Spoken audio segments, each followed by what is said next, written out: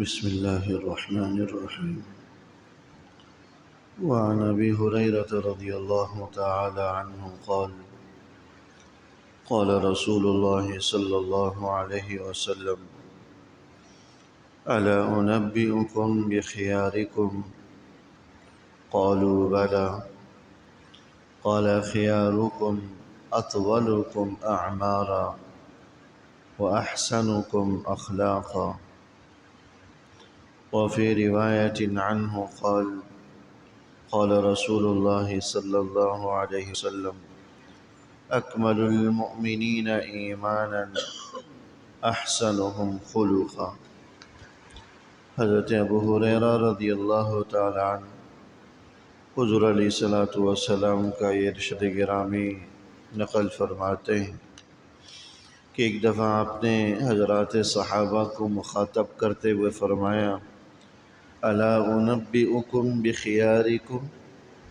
کیا میں تم میں سب سے بہترین آدمی کے بارے میں نہ بتلاؤں، جو تم میں سب سے زیادہ بہترین ہو، سب سے زیادہ خیر اور بھلائی والا ہو؟ قالوا بلی۔ حضرات صحابہ نے عرض کیا کہ اللہ کے رسول صلی اللہ علیہ وسلم ضرور بتلائیے کہ ہم میں سب سے بہترین آدمی کون ہے؟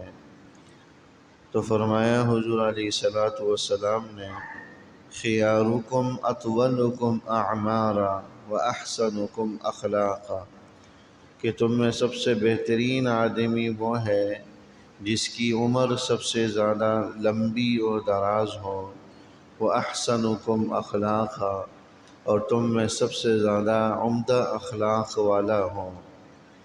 خیارکم اطولکم اعمارا، جس کی عمر سب سے زیادہ لمبی ہو، وَأَحْسَنُكُمْ أَخْلَاقًا، اور جس کے اخلاق سب سے زیادہ عمدہ ہوں، وہ تم میں سب سے زیادہ بہترین شخص ہیں، بہترین آدمی۔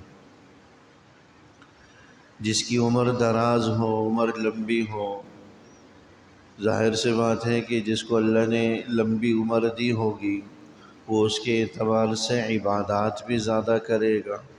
مطلق لمبی عمر خیر اور بھلائی والی نہیں ہوتی۔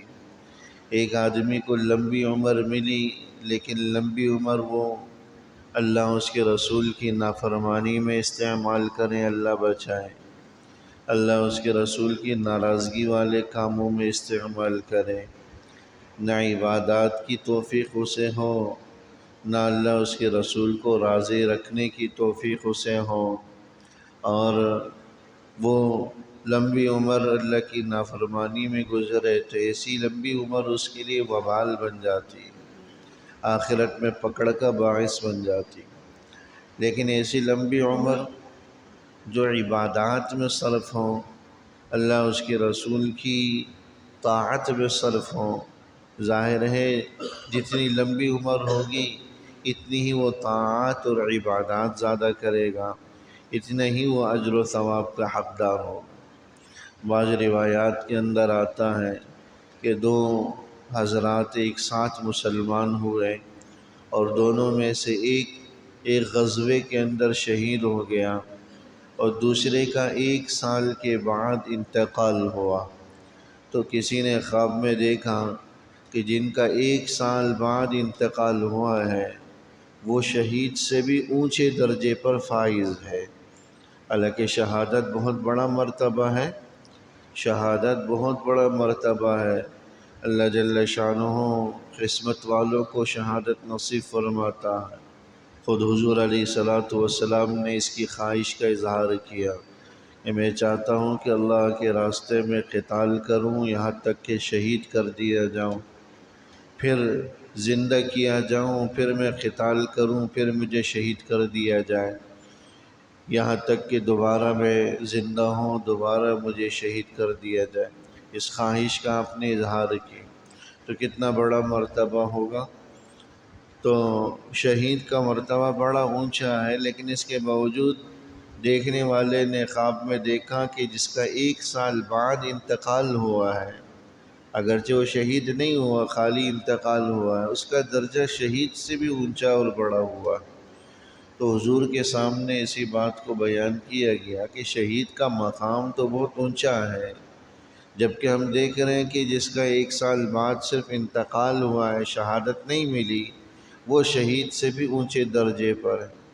تو اس پر حضور علیہ السلام نے فرمایا کہ کیا تم یہ نہیں دیکھتے کہ اس نے 1 سال کی نمازیں اس کی شہید کے مقابلے میں زیادہ پڑھی، 1 سال کی عبادتیں اس سے زیادہ کی، اس نے ریاضتیں زیادہ کی۔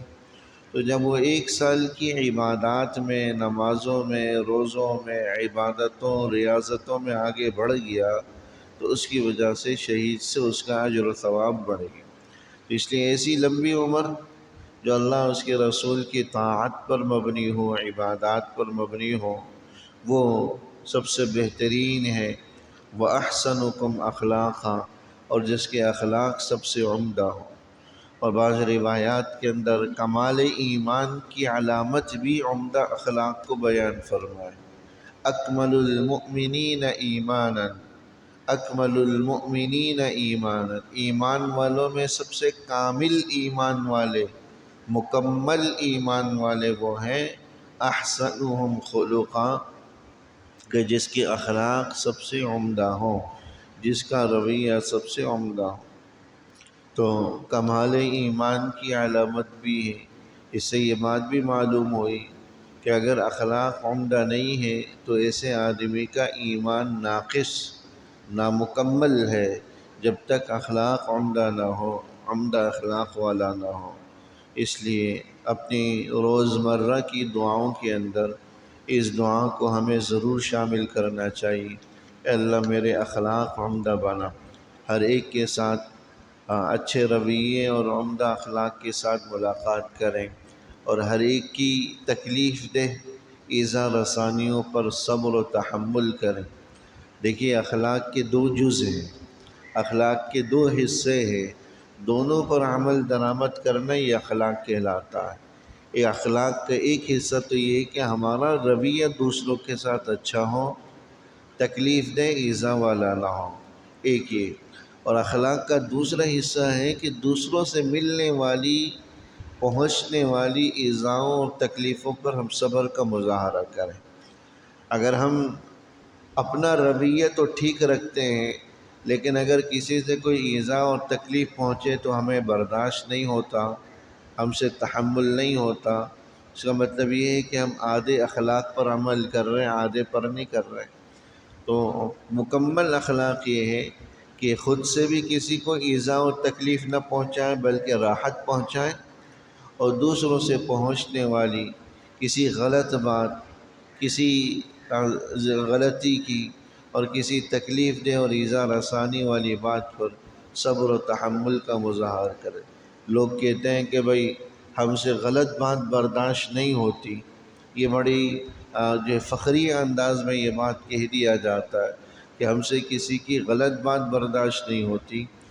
تو عرض ان کی خدمت میں یہی ہے کہ بھئی غلط بات ہی تو برداشت کرنے کے لیے ہوتی ہے، اچھی بات تو ہر آدمی برداشت کرتا ہے۔ تو اگر آپ نے بھی اچھی بات برداشت کی، غلط بات برداشت نہیں کی، تو کون سے کمال کا کام کیا آپ نے؟